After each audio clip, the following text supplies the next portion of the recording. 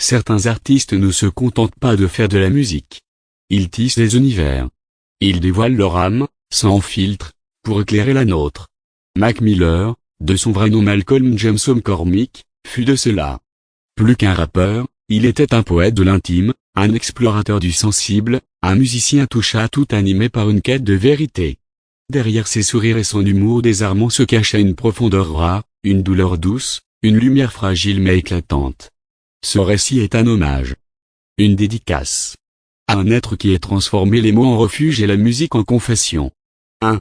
L'éveil d'un prodige discret né le 19 janvier 1992 à Pittsburgh, Mac Miller grandit au cœur d'une famille ouverte à la créativité. Très jeune, il se passionne pour la musique.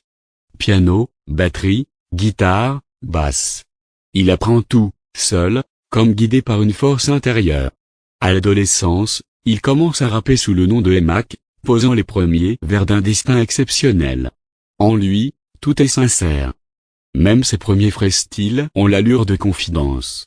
Il ne cherche pas à briller, il cherche à dire quelque chose de vrai. 2. L'étoile qui monte, porté par les chœurs en 2010, sa carrière explose avec la mixtape Kids, puis avec Best Day Ever l'année suivante. Son style est léger, enjoué, insouciant. La jeunesse s'y retrouve. Les fans grandissent avec lui. Puis en 2011, c'est l'exploit, son premier album Blue Slide Park devient numéro 1 du Billboard 200, sans le soutien d'un grand label.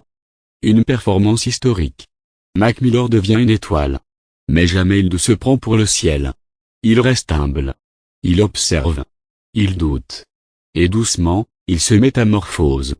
3. La métamorphose d'un esprit libre refusant de rester figé dans un style, Mac explore. Il crée des projets plus sombres, plus personnels.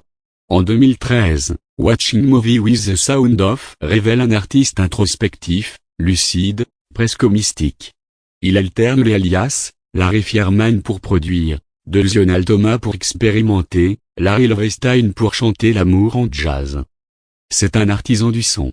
Un alchimiste de l'émotion. À travers ses mixtapes et albums, il construit une œuvre riche, nuancée, incroyablement humaine. 4. L'amour, la chute et la résilience et relations amoureuses, dont celle très médiatisée avec la chanteuse Ariana Grande, nourrissent ses textes. Il parle de bonheur, de rupture, de solitude, sans jamais tricher. En 2015, Géo, Oda marque son retour, fort, mais vulnérable. Puis en 2016, The Divine Feminine dévoile un Mac romantique, sensuel, spirituel.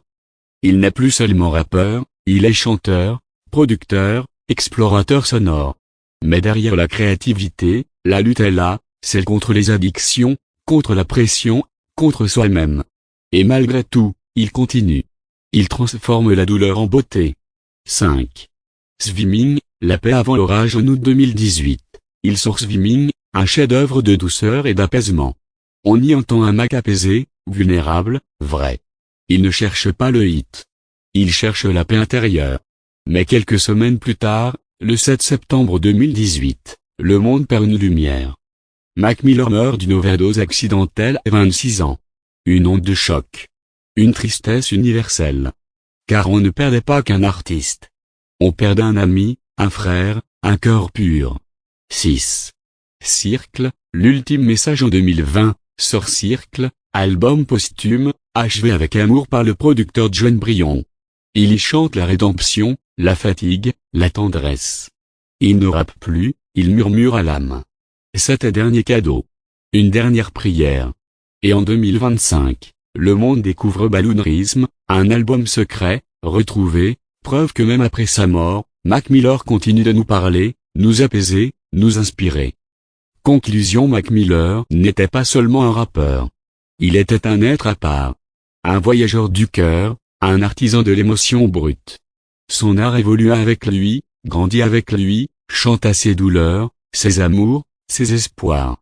À travers ses sons, ses silences, ses sourires, il nous a appris qu'il est possible d'être vulnérable, doux, et fort à la fois. Son héritage n'est pas seulement musical, il est spirituel. Il nous murmure encore aujourd'hui, Just keep swimming. Et nous, Mac, on nage encore avec toi.